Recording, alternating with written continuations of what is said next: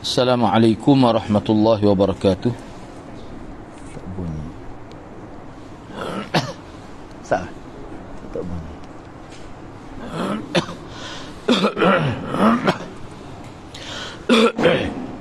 Assalamualaikum warahmatullahi wabarakatuh.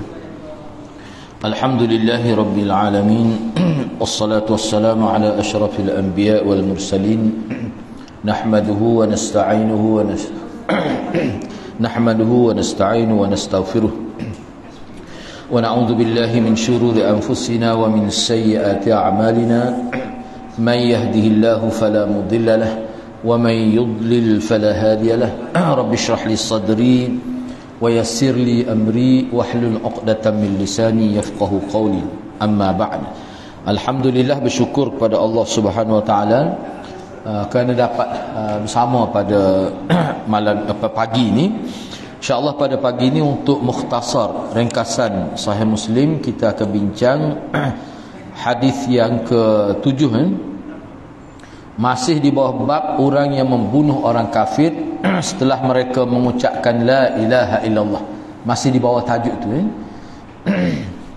Jadi hadis yang ke-7 muka surat 11 itu, An Usamah bin Zaid radhiyallahu anhuma qala ba'athana Rasulullah sallallahu alaihi wasallam fi sariyatin fasabbahna al-huruqat min Juhaynah فأدركت رجلا فقال لا إله إلا الله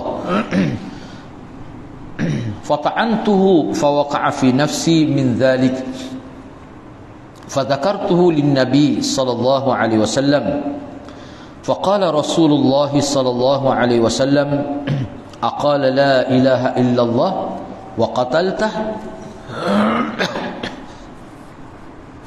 قلت يا رسول الله إنما قالها خوفا من السلاح قال أفلا شقدت عن قلبه حتى تعلم أقالها أم لا فما زال يكررها علي حتى تمنيت أني أسلمت يومئذ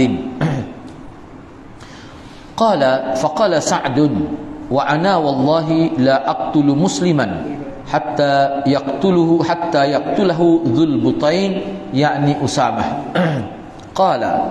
قال رجل ألم يقل الله وقاتلوهم حتى لا تكون فتنة ويكون الدين كله لله قال سعد قد قاتلنا حتى لا تكون فتنة وأنت وأصحابك تريدون أن تقاتلوا حتى تكون الفتنة.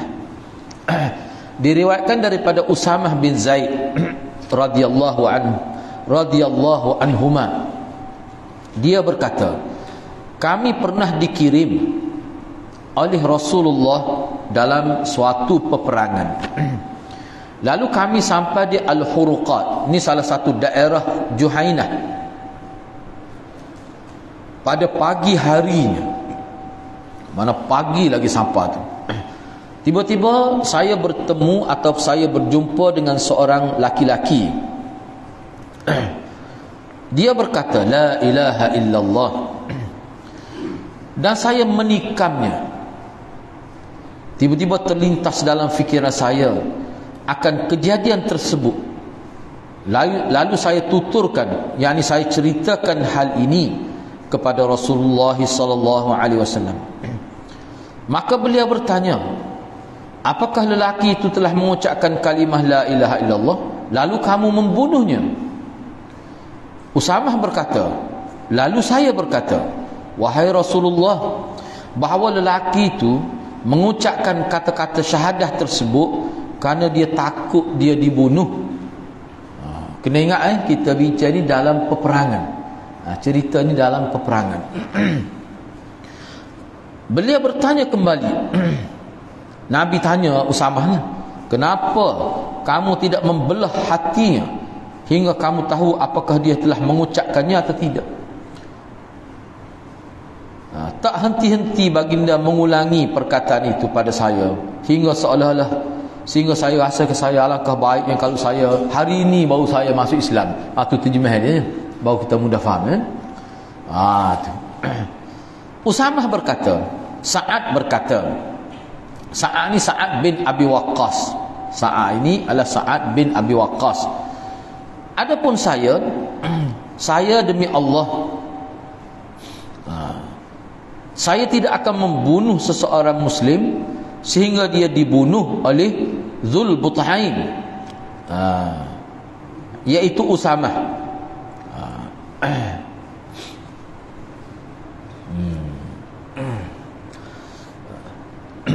Baik. Mana saya tidak akan bunuh seorang Muslim sehingga dia bunuh oleh Dzul Buthain, iaitu Usamah. Jadi seorang laki-laki berkata, ada seorang lelaki berkata, bukankah Allah telah berfirman, wa qatiluhum hatta la takuna fitnah wa yakuna ad-din kulluhu lillah, dan perangilah mereka. Ni ana ambil kebanyakan ahli tafsir kata mereka tu golongan musyrikin. Wa qatiluhum, dan perangilah oleh kamu akan mereka, yakni golongan musyrikin, hatta la takuna fitnah, sehingga tidak ada lagi fitnah. Fitnah sini makna syirik, kufur syirik. Tu kena berhati-hati ya, sebab fitnah dalam Quran ni dia guna tu banyak maksud. Al fitnatu asyaddu minal qatl. Fitnah tu makna syirik juga. Fitnah tu makna sini pun gitu juga, sehingga tidak ada lagi syirik itu. Dan semua agama ni tunduk pada agama Allah. Maknanya agama Allah yang akan saya. Tidak akan begitu. Maknanya laki tu kata kita suruh perang ni memerangi syirik, bukan memerangi orang Islam. Kata Sa'ad, sesungguhnya kami telah berperang. Kata Sa'ad, sesungguhnya kami telah berperang sehingga tidak menimbulkan fitnah. Adapun engkau, yakni Usamah dan para sahabat, ingin memerangi sehingga menimbulkan fitnah. Jadi sepatutnya kita perang ni jadi dengan Usamah bunuh lelaki tu kan timbul fitnah lah, timbul masalah. Tak apalah, hak tu kita bincang kemudian. Baik, cuba tengok dalam nota ni. Cuma sebelum baca nota ni, nak sebut secara umum dulu beberapa perkara lah. Hadis ni sebenarnya hadis yang ringkas. Dia ada hadis lain yang panjang. Ni cerita berkait dengan Sariyah. Sariyah ni makna peperangan hak Rasulullah tidak hadis sekali, dia panggil Sariyah. Kalau ghazwah ni hak Rasulullah hadis diri. Bila sebut Sariyah makna peperangan yang Nabi tak terlibat dalam peperangan, dia panggil Sariyah. Kalau ghazwah Nabi terlibat. Ghazwah ni misalnya ghazwah Khandaq, ghazwah Badar, Uhud. Tu dia panggil peperangan yang Nabi hadis ni dalam peperangan itu. Ni dia panggil Sariyah. Baik. Baik, kita baca sini, sebab sini pun anda buat nota kira-kira anda setuh dah berperkara. Baik, cuba perhatikan hadis yang ketujuh ni. Kalau dalam syarah Ityubi tu 284, kalau dalam Humairah tu 277. Hak dalam Imam Muslim tu anda tidak sempat nak cek. 273. Perlu juga tahu tu kalau nak semak hak riwayat hadis apa ni Imam Muslim, hak Imam Nawawi syarah Muslim 273. 273. Sebab dia syarah tu hak terjemah tu dia ada dalam bahasa Melayu. 273 ni hak hak Nawawi, Imam Nawawi. Baik. Perbincangan dan pedoman hadis. Yang pertama, hadis Usamah bin Zaid ni dari segi status dia adalah muttafaq alaih. Muttafaq alaih ni makna kedudukan hadis ni sangat tinggi, sahih, peringkat tinggi lah. Yang kedua, kita nak berkenalan sedikit biodata perawi. Siapa dia Usamah bin Zaid ni? Sebab Usamah ni pun sahabat, Zaid bin Harisah ni pun juga sahabat. Kedua-dua beranak ni adalah sahabat Nabi radhiyallahu anhuma. Jadi Usamah bin Zaid bin Harithah bin Syarahil bin Abdul Uzza bin Zaid bin Imril bin Qais bin An-Nu'man bin Amir bin Abdul Wad bin Auf bin Kinanah bin Bakr. Bakr tu sepatu huruf satu. Bin Bakr bin Auf bin Uzrah bin Zaid bin Allad bin Rufaidah bin Thawr bin Kalb bin Wabrah Al-Kalbi. Itu dia punya silsilah dia. Beliau dikenali dengan Abu Muhammad, Abu Zaid, dan juga kunyah lain yang dikaitkan dengan beliau. Maknanya kunyah dia sama ada Abu Zaid ataupun Abu Muhammad, dan juga ada kunyah lain lagi yang dikaitkan kepada dia juga lah. maknanya kunyah dia tu banyak, anak dia ramai jugalah. Itu. Beliau juga dikenali dengan julukan Al-Hibbu Ibnul Hibbi, kekasih Rasulullah, anak kepada kekasih Rasulullah, kekasih anak kekasih Rasulullah. Dia ni Nabi gelar sebagai kekasih Rasulullah juga. Ayah dia pun begitu juga. Ini satu kemuliaan besar tu. Al-Hibbu Ibnul Hibbi, kekasih Rasulullah, anak pada kekasih Rasulullah. Usamah ni anak akak Nabi lah ni. Usamah ni anak akak Nabi, kecil Nabi Pero. Dia tengah beringuh lagi dari riwayat sebut dia masih beringuh lagi. Nabi Pero dia. Beliau adalah maula Rasulullah. Mana hamba yang dibebaskan, Rasulullah bebaskan dia. Moga Zaid tu hamba kan. Baik. Ibunya adalah Ummu Aiman, pengasuh Rasulullah. Jadi kalau kita tengok ke hubungnya tu, masa Nabi kecil mak dia jaga Nabi. Baik. Rasulullah sallallahu alaihi wasallam telah melantiknya menjadi ketua satu pasukan tentera, dan dalam pasukan itu ada Abu Bakar radhiyallahu anhu. Beliau tidak sempat melaksanakan misi berkenaan sehingga baginda sallallahu alaihi wasallam wafat. Jadi ketika dia gidah perangnya, dia gidah tak ada siapa, Nabi wafat, dia balik semula. Tak ada sampalah. Tak sempat dia nak menjayakan misi ni. Baik. Jadi lepas Nabi wafat, Sayyidina Abu Bakar sambung hantar dia. Dan dia juga jadi ketua. Gak Sayyidina Abu Bakar antara yang terlibat berperang lah. Baik. Sayyidina Umar sangat memuliakan dan menghormati beliau, bahkan melebihi anaknya sendiri Abdullah dalam pemberian apa-apa habuan oleh pihak kerajaan. Jadi kalau bui habuan kerajaan bui, moga dia sahabat kan, dia ada peruntukan lah. Jadi Sayyidina Umar bui kepada dia lebih banyak daripada dia bui pada anak dia. Mana Sayyidina Umar sangat kagum pada dia. Sebab apa? Al-Hib Ibnu Hib, kekasih Rasulullah, anak pada kekasih Rasulullah. Usamah antara sahabat yang telah mengambil sikap tidak berpihak dalam setiap konflik yang berlaku di kalangan sahabat selepas kewafatan Uthman radhiyallahu anhu, sehinggalah zaman akhir khilafah Muawiyah. Sebab dia mati sini, dia mati di zaman Khalifah Muawiyah. Beliau tinggal di Al-Mizzah, salah sebuah daerah Damsyik. Selepas itu beliau telah kembali dan tinggal di Wadil Qura, tinggal Mekah, dan telah berpindah ke Madinah. Dia pindah ke Madinah selepas itu. Beliau telah meninggal di satu kawasan yang berhampiran Madinah yang dikenali dengan Juraf. Juraf nama tempat tidak jauh daripada Madinah, dia tinggal situ.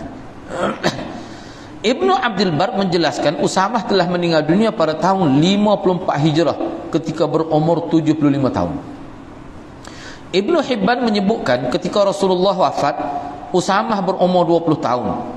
Ibnu Sa'ad menyebutkan bahawa beliau telah berada dalam satu zaman sahaja, iaitu Islam, dan tidak sempat berada dan hidup di zaman jahiliah. Ini satu kemuliaan.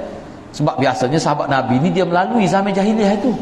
Duduk jahiliah, kemudian masuk Islam. Dia ni tak. Manakala Ibnu Abi Khaythamah menyebutkan beliau berumur 18 tahun ketika Rasulullah wafat, bukan 20. Ini khilaf pula di kalangan ulama lah. Mus'ab Az-Zubairi berkata, Usamah telah meninggal dunia di peringkat akhir pemerintahan Muawiyah radhiyallahu an pada tahun 58 atau tahun 59 Hijrah. Itu khilaf. Ramai orang telah mengambil riwayat daripada beliau. Imam Muslim telah memuatkan 53 riwayat beliau dalam kitab sahihnya. Mana dalam sahih Muslim yang asal ni ada 53 hadis yang diriwayatkan oleh Usamah bin Zaid bin Harithah. Baik, yang ketiga. Sekarang ni kita masuk bincang tentang dia punya kalimah-kalimah hadis. Kita akan bincang tentang kalimah-kalimah hadis.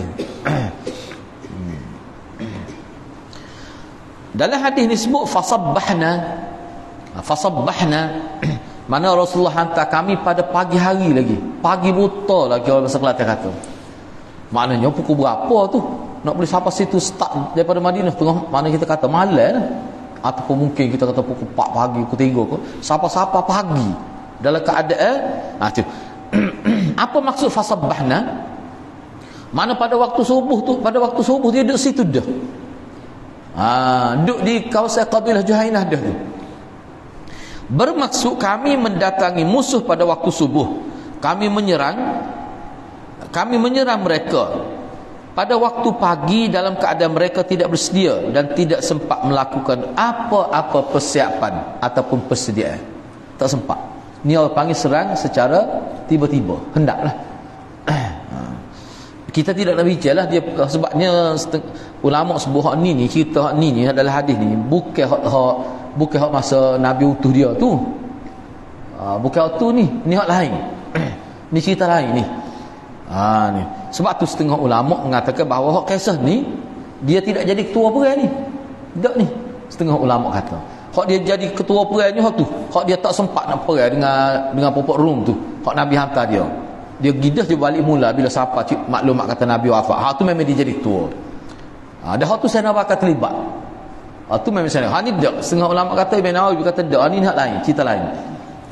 Baik. Yang keempat, Imam Qurtubi berkata, Al-Huruqat adalah nama tu bukan mana tu, nama bagi satu kawasan tertentu yang terletak di negeri Juhainah. Sebab Juhainah ni ada setengah ulama mengatakan dia ni nama kabilah, ada setengah ulama nama satu negeri. Dalam negeri tu ada satu tempat bernama Huruqat. Huruqat tu lah tempat khususnya Nabi hantar tentera bersama dengan Usamah ini.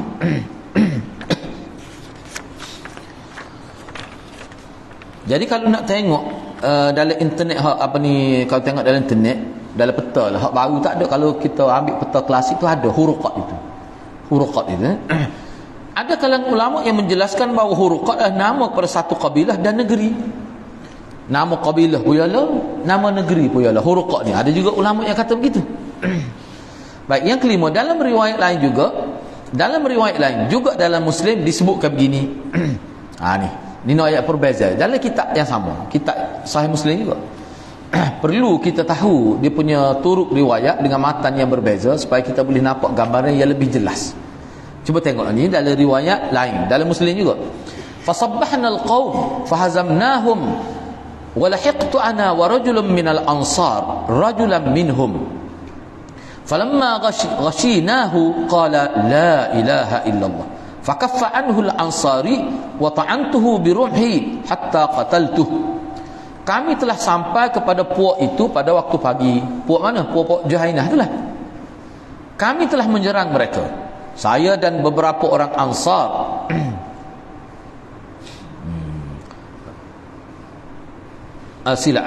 Saya dan seorang Ansar. Itu betul tu, silap. Macam mana boleh? Saya dan seorang Ansar, bukan beberapa. Tambah SE pada orang itu. Baru tu, silap tu. Saya dan seorang Ansar telah bertembung dengan salah seorang dari kalangan mereka, yakni musuh dari kalangan puak Juhainah tu. Kami telah mengepung beliau. Kami tu dia dua tu ya, kepung dia tak boleh gila. Lalu beliau berkata dengan syahadah. Bila dia parak tu, dia pun kata la ilaha illallah. Dia kata gitu. Sebab tu Nabi tidak hukum dia. Moga hak ni kira macam keliru dalam peperangan ya. Hak Nabi naknya sepatutnya lepas ni kalau berlaku gini mu kena tahu dia jangan mu bunuh. Tahu awak klik ke Madinah, kita awak kira lah. Tu sebenarnya kehendak Nabinya. Gak Usamah, moga dia ada situ. Kalau kita pun bimbang dalam peperangan ni macam-macam. Sebab tak ada sebut sebelum ni kalau pistol lagi bahaya ni, pedang ni. Baik. Kami telah mengepung beliau, lalu beliau berkata dengan bersyahadah. Dia kata la ilaha illallah. Salah seorang Ansar telah menahannya dan saya telah menikam. Jadi orang Ansar tu tidak nak bunuh dia, tahan penggai dia. Maka kafaan tu mana tahan dia, penggai dia. Saya gitikai dia. Dia gitikai kau tu. Dengan lembing saya sehingga beliau terbunuh, mati dia. Hafiz Ibn Hajar menyebutkan lelaki yang dimaksud adalah hadis ini bernama, tu tanah tak tahu tu dia punya komputer tu B tu jadi huruf saham. Bernama Mirdas bin Amr al-Fadaki. Ini dalam kalau mengikut dalam syarah Muslim lah. Apa ni? Hafiz Ibn Hajar sebut masa dia hurah hadis ni. Sebab hadis ni kan dalam Bukhari pada juga. Hadis ni dalam Bukhari pada. Jadi Hafiz Ibn Hajar masa dia hurah tu dia kata lelaki ni kalau tidak disebut dalam hadis ni nama dia Mirdas bin Amr al-Fadaki. Tanah Fadak lah, di kawasan Fadak. Ada juga yang menyebutkan beliau ni bernama Mirdas bin Nahik al-Fazari. Namun ada ulama yang menyebutkan beberapa nama lain selain daripada Mirdas, bukan Murdas tu, Mirdas. Makna nama dia tu ulama sebut berbeza-beza. Dah ni sebenarnya ada riwayat lah. Setengah kata gini, setengah kata gini. Baik. Yang keenam, dalam hadis Jundub yang juga diriwayatkan oleh Imam Muslim, dalam sahihnya menyebutkan, falamma rafa'a alaihi saif qala la ilaha illallah faqatalahu. Apa maksudnya? Apabila Usamah telah mengangkat pedangnya, maka lelaki itu bersyahadah dengan mengatakan la ilaha illallah, lalu beliau membunuhnya. Ni perawi cerita. Jadi kalau dalam riwayat Muslim hak lain, riwayat hadis Jundub hak lain. Kalau ni hadis dipanggil riwayat Usamah. Hak dalam Muslim juga bukan riwayat Usamah, riwayat daripada Jundub. Sebut terang lagi, bila Usamah hakak pedang nak ketak dia tu, dia kata la ilaha illallah, tapi Usamah bunuh juga. Tu Ibnu Hajar menyebutkan dalam kitab Fathul Barinya bahawa pada peringkat awal Usamah cuba membunuhnya dengan pedang, tetapi beliau mendapat kesukaran, maka beliau telah berjaya membunuhnya dengan tombaknya. Mula-mula nak bunuh dengan pedang, tapi tak boleh. Ada masalah. Bila tak boleh, maka dia guna tombak dia. Bila guna tombak tu, maka berjayalah pembunuhan itu. Bila diguna tombak, maka pembunuhan itu telah berjaya. Okey. Sebelum kita pergi pada poin seterusnya, kalau kita perhatikan di sini, maknanya cerita ini ni dia diriwayat daripada beberapa orang sahabat, bukan seorang sahabat. Yang mana kalau kita perhatikan dalam riwayat sahabat tu ada sedikit perbezaan. Dan hak samanya semua sebut dia bunuh. Tu. Dalam beberapa riwayat sahabat ada lagi, cuma saya tidak masuk sini. Boleh kata semua riwayat sahabat meriwayatkan cerita ni semua menunjukkan dia bunuh. Itu jelas. Cuma bunuh lagu mana, keadaan tu adalah sedikit berbeza. Hak sana kan sebut terang dia nak bunuh dengan pedang mula-mula, tapi ada kesukaran. Dia pun ambil tombak, dia tikar, mati. Hak dari riwayat lain sebut bunuh dengan pedang, mati tu dengan pedang. Ada setengah riwayat tu dia letak pedang, dia tekuk. Bila kau tunggu cak, dia pancung lah. Macam-macam. Tapi semuanya bunuh, dia yang bunuh. Itu jelas. Baik. Yang ketujuh, fawaqa'a fi nafsi, ni hadis ni lah. Fawaqa'a fi nafsi min zalika fadzakartuhu lin nabi sallallahu alaihi wasallam. Apa maksud dia? Ana tidak mari terjemah sebab kita baca dia cuma ana terjemah. Fawaqa'a fi nafsi. Ni kalau ana terjemah Kelantan kat mana lepas berlaku peristiwa ni, saya jadi timbul puasa tak sedap hati dalam diri saya tetap perkara tu. Dia mengucap la ilaha illallah, lepas tu saya bunuh juga. Al-fawaqa'a fi nafsi dzalik. Saya rasa tak senang hati, rasa bersalah. Orang Kelantan panggil saya rasa sakut lah. Aku tepat tu. Tak puas, rasa sakut. Fa dzakartuhu lin nabi sallallahu alaihi wasallam. Saya pun sebutlah peristiwa ni kepada Nabi. Dalam hak ni dia sendiri sebut. Dalam riwayat ni, hak kita baca riwayat Usamah ni, dia sendiri sebut, saya nak bunuh dia. Dia parok, dia mengucap, dan saya bunuh juga. Lagu mana wahai Rasulullah? Dia sendiri sebut pada Rasulullah. Baik. Jadi dalam riwayat ini jelas menunjukkan bahawa yang menyampaikan kisah ini kepada Nabi sallallahu alaihi wasallam adalah Usamah sendiri. Dia sendiri ya. Ni riwayat kita baca ni. Baik.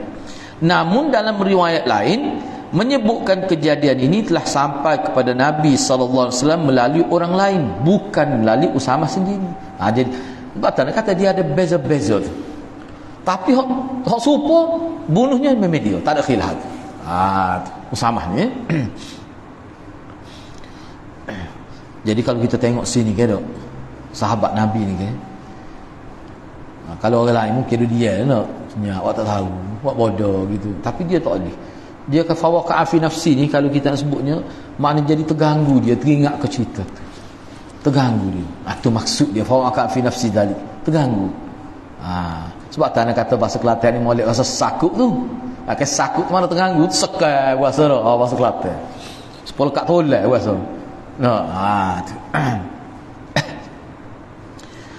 Baik, yang ke-8, faqala Rasulullah sallallahu alaihi wasallam, aqala la ilaha illallah wa qataltah. Apa maksud dia? Maka Rasulullah sallallahu alaihi wasallam kata, apakah lelaki itu mengucap la ilaha illallah dan mau bunuh dia? Betul ke gitu sama? Dia mengucaplah, lepas tu mau bunuh dia. Betul gitu? Mana Usamah wayak alasan dia ni, dia parok tu. Dia takut dia kena bunuh, dia takut pada pedai saya tu saya bunuh tu. Dia bukan ikhlas pun. Itu jawapan dalam bentuk andaian. Kira-kira yang menjadi alasan dia tak percaya tu dia bunuh sebab dia ni parok ni, dia tidak ikhlas pun. Itu mafhum.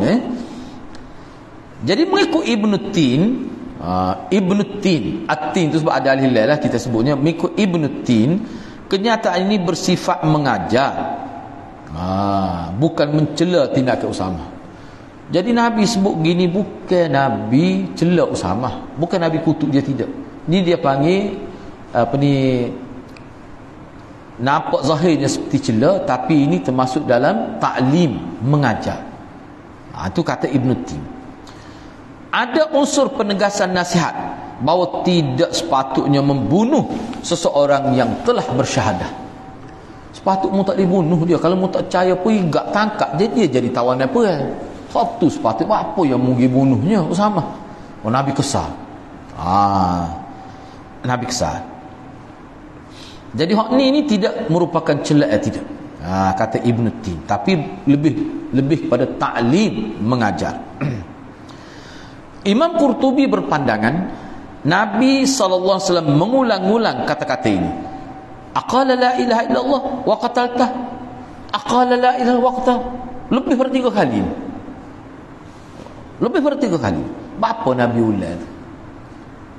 Bapa Nabi sebut gitu, aqala la ilaha illallah wa qataltah. Dia kata la ilaha illallah, lepas tu mau bunuh dia.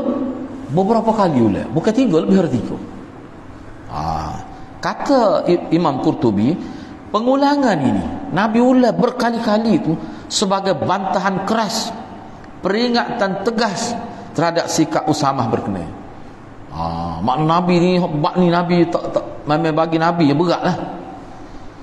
Selain itu, ia juga sebagai menyatakan sukar untuk menerima alasan yang diberikan oleh Usamah. Innama qalaha khaufan minas silah. Itu alasan Usamah. Dia kata dia mengucap ni, dia bersyahadah ni khaufan minas silah. Dia takut pada pedang ni lah. Dia takut pada pedang ni. Mana dia takut saya tetak dia, dia takut saya bunuh dia. Tu dia mengucap tu. Sebab tu saya pancung dia tu, sebab tu saya tikam dia tu. Itu.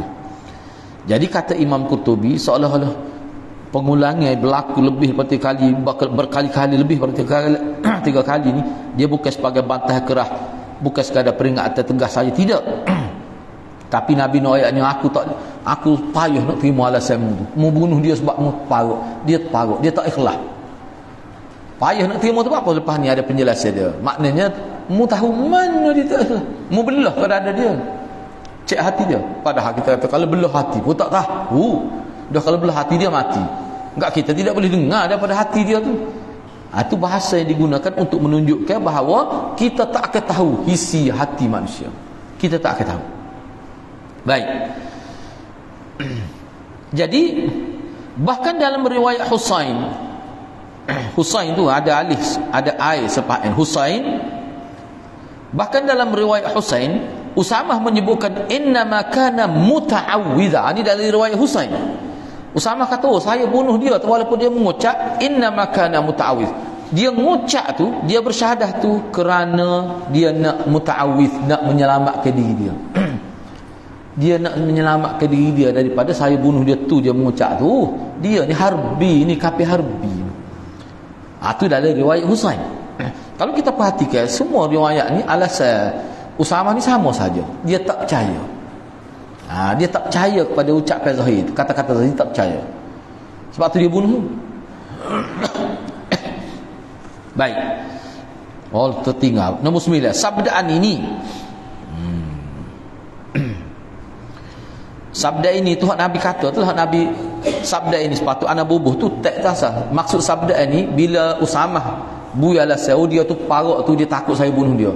Kan Nabi kata lepas tu, Mu belah dada. Apa mu tak belah dada dia? Apa mu tak belah dada dia? Kalau kamu nak tahu hati dia, apa tak belah dada? Kata-kata hak tu. Jadi maknanya Nabi tak terima alasan Usamah. Nabi kata apa mu tak belah dada dia? Dan mu rasa tak puas hati dengan hak dia sebut, mu tak cari belah dada dia tengok je. Takut hati dia berkata gitu juga, bukan mulut saja. Maknanya ikhlas tu. Jadi sabda Nabi hak ni mengikut Imam Nawawi bermaksud engkau hanya ditaklifkan dengan amalan zahir dan apa yang diucapkan oleh lidah. Apa yang tersirat dalam hati seseorang, tidak ada sesiapa yang mengetahui hakikat. Hak tu maksud Nabi ayat. Bantahan ini kerana Usamah tidak menerima apa yang diucapkan oleh lelaki berkenaan, bahkan menganggapnya sebagai tidak ikhlas. Itu dalam andaian dan perkiraan Usamah. Kerana itulah dia bunuh. Kenyataan ini dipertegaskan lagi oleh kata-kata Nabi SAW yang menyebutkan, kenapa engkau tidak belah dadanya untuk mengetahui isi hati dia. Jadi hak kenyataan hak ni sebenarnya jelas daripada kata Nabi. Apa mu tak belah nak tahu isi hati dia? Dah tak percaya ke dia sangat. Duk sibuk dengan orang ikhlas ke tidak. Hak dia mengucap dua kalimah syahadah tu. Kena ambil kira hak tu, sudahlah. Kita tidak dibebankan untuk tahu isi hati manusia tu. Itu jelas. Sebab tu dia agak peringatan besar kepada kita sini. Jangan kita duduk buruk sangka kepada orang. Sekadar berhati-hati tak apa. Kena ada juga buruk sangka. Ulama kata sebab tu inna kathiran minaz zan ithm. Kalau banyak dah buruk sangka jadi dosa juga. Buruk sangka tu kena ada atas dasar berhati-hati saja. Kalau tak ada langsung buruk sangka, kena tipu kau orang nak hari. Tak boleh lepas kena tipu kau. Apa? Betul pasodek kata. Jenis biasa tak ada langsung buruk sangka ni orang panggil betul pasodek lah. Betul, percaya belaka. Tak boleh lagu tu. Tetapi kalau siapa perkat buruk sangka tu banyak sangat, dia akan keluar dalam bentuk mulut, dalam bentuk lidah. Tu tak situ. Bila keluar, dia akan jadi dosa. Bahkan setengah ulama mengatakan kalau banyak sangat kita dapat maklumat sehingga kita jadi buruk sangka dan bertimur-timur buruk sangka, dia boleh jadi dosa juga kalau kita sudah menghukum seseorang dengan kenyataan yang kita buruk sangka tu. Kita hukum orang, kita tak sib kawan dengan dia, tak sib berusaha. Sebab apa? Kita sudah ada sangka, kita sudah buat hukum. Sedangkan hak tu masih dalam bab buruk sangka, bukan fakta. Baik, seterusnya yang ke-10, bila Nabi ulai sebut beberapa kali gitu, dia kata la ilaha illallah, kamu bunuh dia. Gitulah Nabi diulai. Jadi kata Usamah, dia kata hatta tamannaitu anni aslamtu yauma id. Maksud ucapan sehingga aku bercita-cita kalaulah hari ni baru aku masuk Islam. Apa dia kata gitu? Dah bila Nabi duk sebut, mu bunuh dia, padahal dia mengucap mu bunuh dia. Usamah mu bunuh berkali-kali duk ulai tu. Siapa Usamah rasa sedih, rasa besar. Dia kata kalaulah aku baru masuk Islam ni, baru kalau aku ni baru masuk Islam, lebih baik. Apa dia kata gitu? Bapa Usamah kata gitu. Sini ucapan ini, maksud ucapan Usamah adalah alangkah baiknya jika pada hari itu, hari masa Rasulullah ayat pada saya itulah, saya baru memeluk Islam, aku baru memeluk Islam. Jadi kata-kata Usamah ni mafhum dianya satu pengharapan agar dengan masuk Islam pada hari itu akan menghilangkan atau menghapuskan kesalahan yang telah beliau lakukan terhadap lelaki berkenaan. Ini bersesuaian dengan sabda Nabi SAW, al-Islam yajubbu ma qablah. Islam dia akan menghapuskan segala dosa yang dilakukan sebelumnya. Jadi harap-harap kalau aku masuk Islam, kalau aku baru masuk Islam masa ni, mana kesalahan aku bunuh hari itu Tuhan akan ampunkan. Sebab apa? Sebab Nabi kata al-Islam yajubbu ma qablah. Bila seorang masuk Islam, dosa dia sebelum tu Allah akan hapuskan. Itu maksud kata-kata dia. Maknanya hadis ni tergambar satu penyesalan yang sangat berat dari sisi Usamah. Sedih sungguh dia, dia telah buat kesalahan. Tetapi hak ni dalam konteks dia panggil al-qatlu bighairil amd, bunuh dengan cara tidak sengaja ataupun bunuh dengan tersalah. Bunuh khata', bunuh dengan tak sengaja. Tidak, sebab tu Nabi tidak qisas, sebab dia bunuh ni muka peperangan. Peperangan ni banyak tipu daya, banyak helah, jangan main dengan musuh ni. Atas perkiraan itulah Usamah bunuh dia. Nabi pulaknya kata sepatutnya tangkaplah, ikat tangan dia tu, jadi ketawanan perang. Sepatutnya gitu. Sebab ramai, kalau kita baca sejarah ni, ramai hok jadi tawanan perang ni akhir masuk Islam. Ramai. Baik, apa kesimpulan hadis ni? Apa kesimpulan hadis ni? Jadi kesimpulan hadis ni yang pertama, haram membunuh orang kafir selepas mereka bersyahadah. Hak ni anda tidak bincang panjang lah. Anda tidak bincang panjang. Maksud dia begini, maksudnya orang kafir tu kalau dia masuk Islam, maka kita tak boleh dah ganggu dia. Mana darah dia ada kehormatan, harta dia. Supaya orang Islam lain tak boleh bunuh kecuali dengan hak Islam, hak kita bincang dah sebelum. Mana kalau dia ada melakukan salah, misalnya sebelum dia masuk Islam tu dia bunuh orang, tu tak hilang tu. Dia bunuh orang, ni bukan bunuh supaya Usamah tadi bunuh dalam peperangan ni. Bunuh orang dengan cara tidak sebenarnya. Bila dia masuk Islam, apakah dibiarkan kita? Tidak, tidak tu. Ulama kata hak ni mana kalau kesalahan sebelum dia masuk, kesalahan itu melibatkan kelemahan diri, kesilapan dia tidak melibatkan hak orang, hak tu Allah hapuskan. Kalau melibatkan harta, ulama kata kena hantar balik lagi. Sebab harta orang tu dia tak boleh masuk Islam pun tak kena hantar harta orang.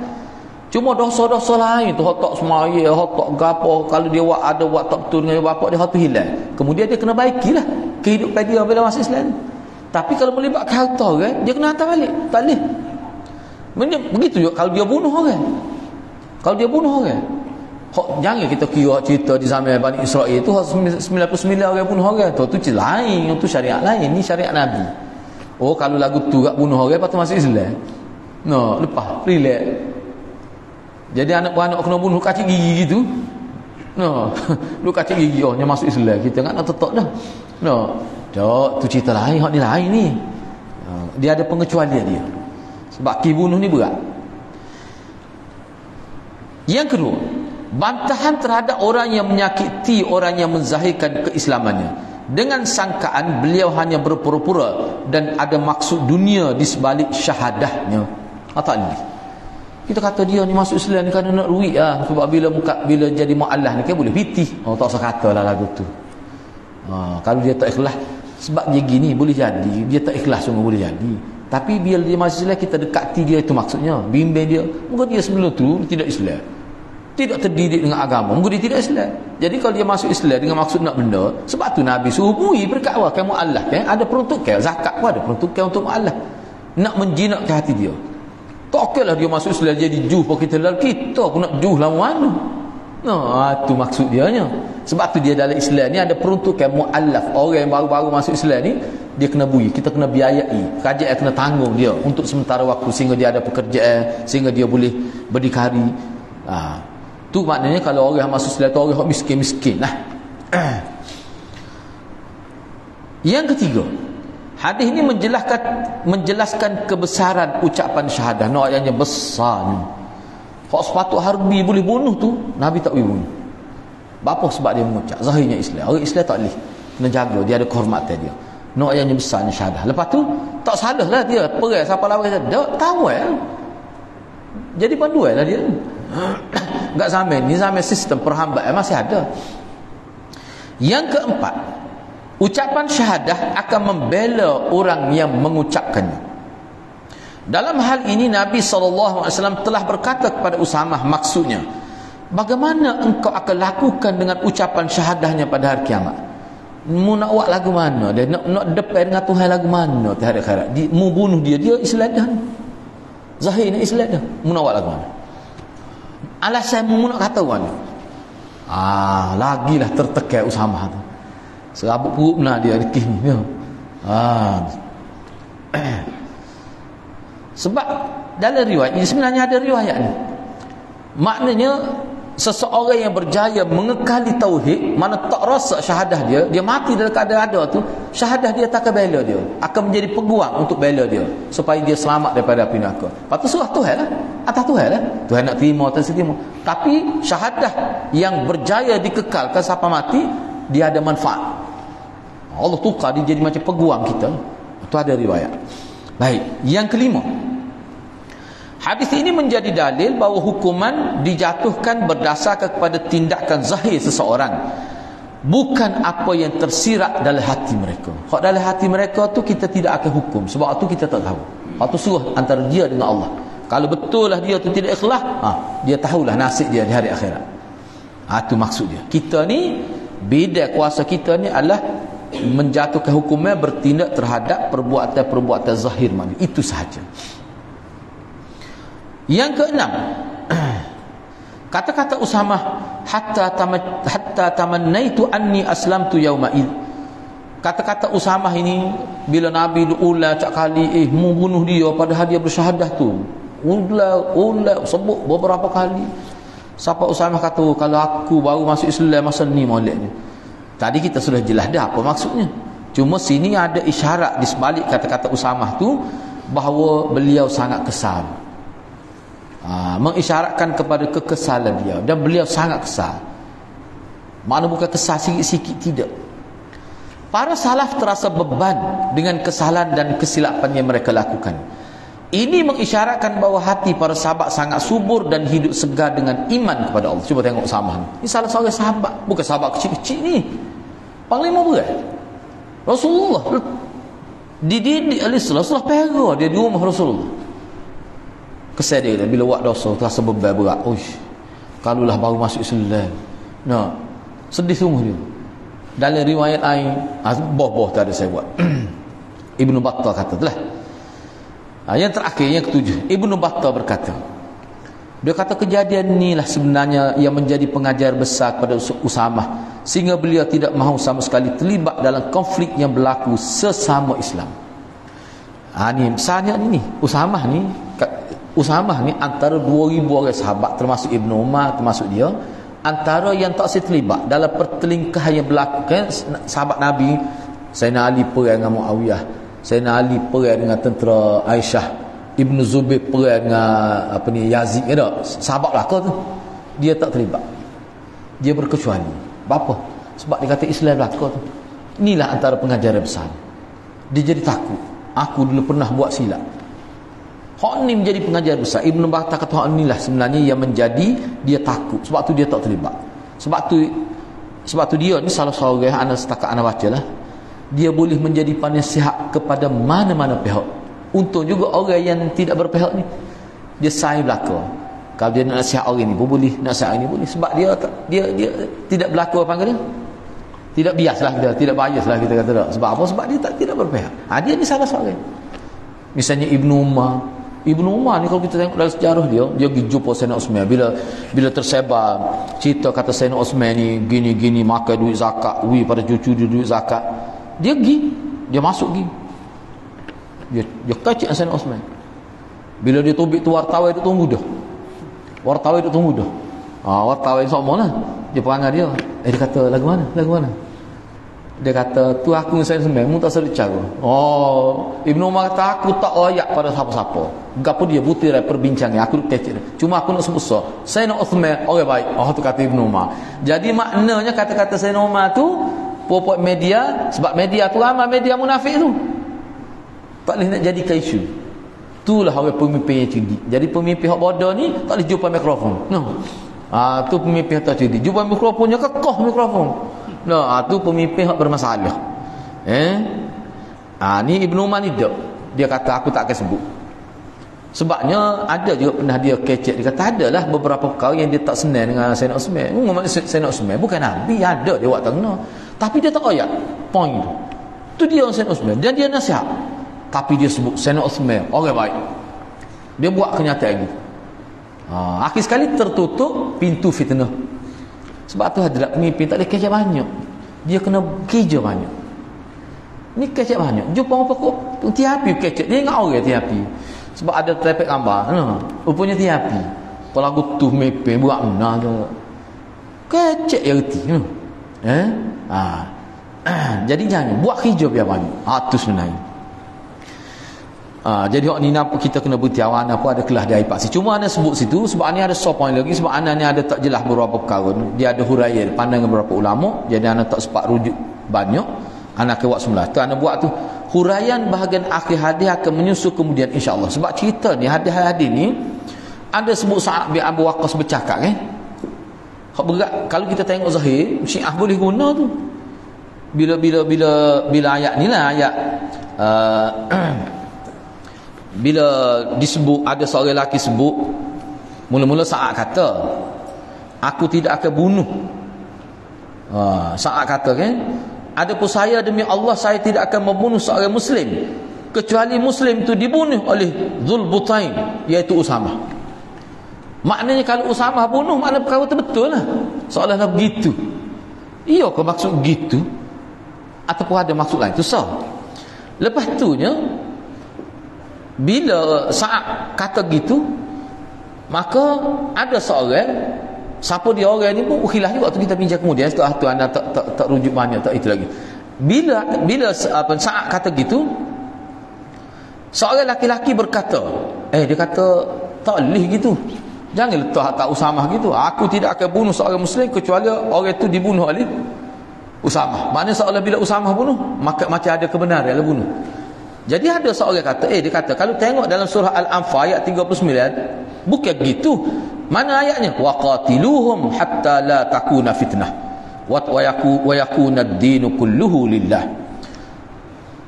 Allah perintahkan perangilah orang-orang musyrikin, yang di kafir harbi itu maksudnya, sehingga tidak berlaku lagi syirik di muka bumi. Fitnah mana syirik? Itu mengikut riwayat Ibn Abbas dan orang lain. Dan agama ni semuanya agama milik Allah, jadi hak Allah. Hak ni tak boleh bunuh. Makna ayat ni kata lelaki tu tak boleh bunuh orang Islam. Tak boleh bunuh orang Islam.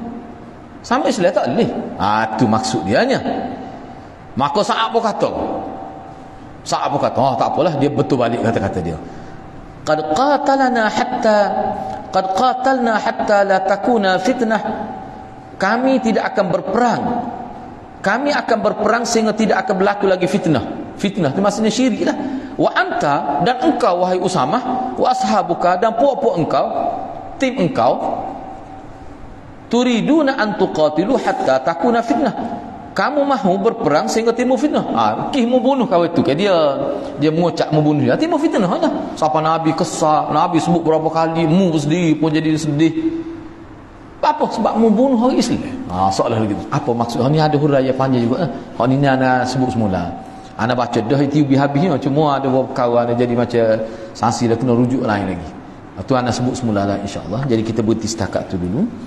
Minta maaf berhenti awal sikit sebab ana pun ada kelas di air paksi pukul 9 apa tadi ni. Tak apalah lewat sikit. Kita berhenti setakat tu, insya-Allah minggu depan kita sambung hadis yang ke-8 insya-Allah. Mudah-mudahan Allah berkati kita semua. Aku qouli hadza wa astaghfirullahal azim li wa lakum. Wassalamualaikum warahmatullahi wabarakatuh.